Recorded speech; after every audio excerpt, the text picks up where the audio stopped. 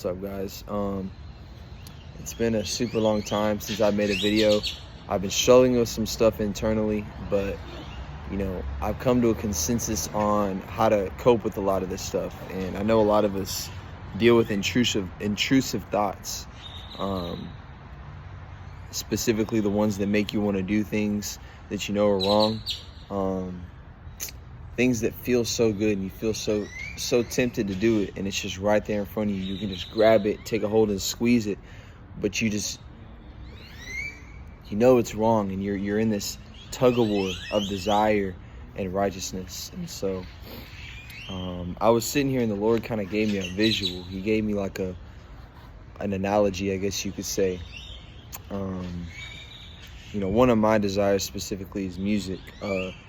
Keeping my musical senses pure, because I used to listen to a lot of rap music that it's not murderous, right? Some of it was, but it's just not pure. And God holds a high standard, and we're like, how do you meet that standard? How do you stay pure? Like, that almost seems impossible, right?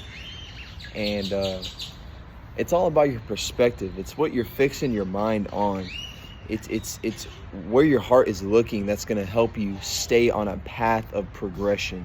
You're not going to be perfect, but you're on the path to perfection.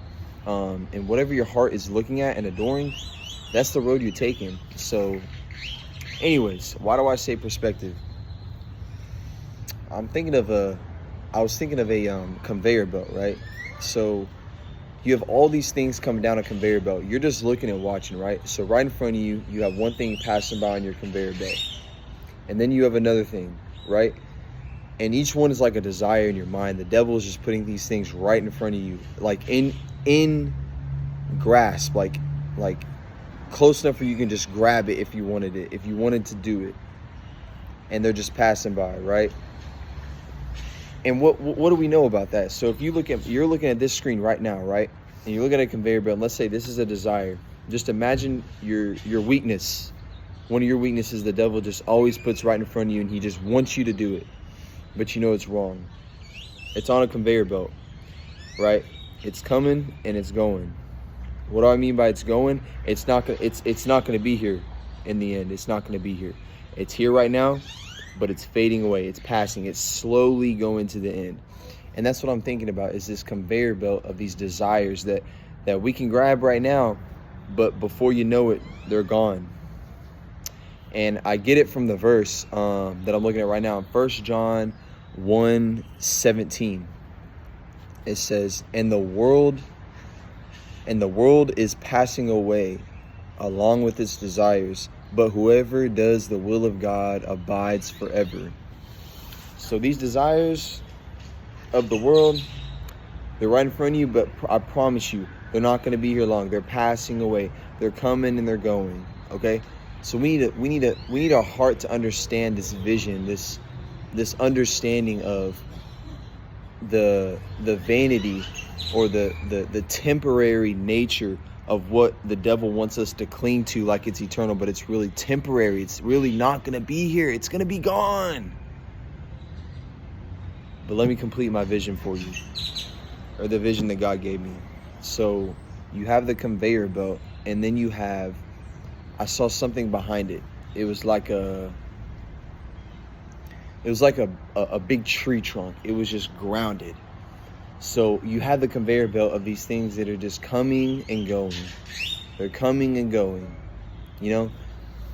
and you want them because they're so close to you. But then behind it, I can see in the distance this trunk, this big, wide, barrel-shaped thing just in the ground, and it's not going anywhere.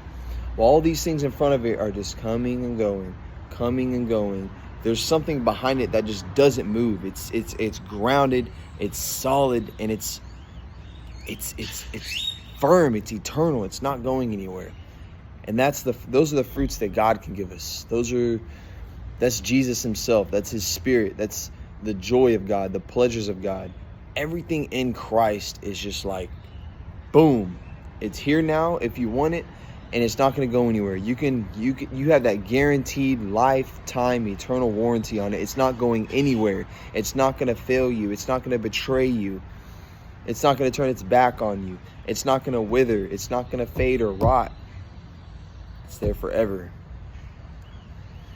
So try to ask God to give you an analogy. It might help you to better understand and approach it, because I feel like if we don't have a sense of understanding or our own personal understanding or revelation on something like this, we're much more prone to get deceived, because, you know, you want to ask God, God, help me. That's all I did. I just prayed. I confessed, you know.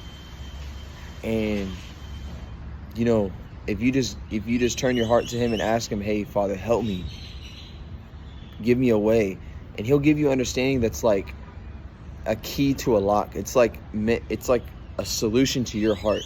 My solution may not be the solution to your heart. It might help you, but I promise you God has something really specific for you, and you just got to pray and ask for it. So anyways, I hope that helped y'all. Again, that verse is 1 John 2:17. I might have said 1:17. 1 John 2:17. If you're kind of new to the Bible, there's John and there's the 1st, 2nd, and 3rd John. Make sure you know the difference. 1st, 2nd, and 3rd John are like mini books at the end of the Bible, and they're very powerful. So I'll drop the verse in the description, and I hope y'all have a great day. God bless y'all.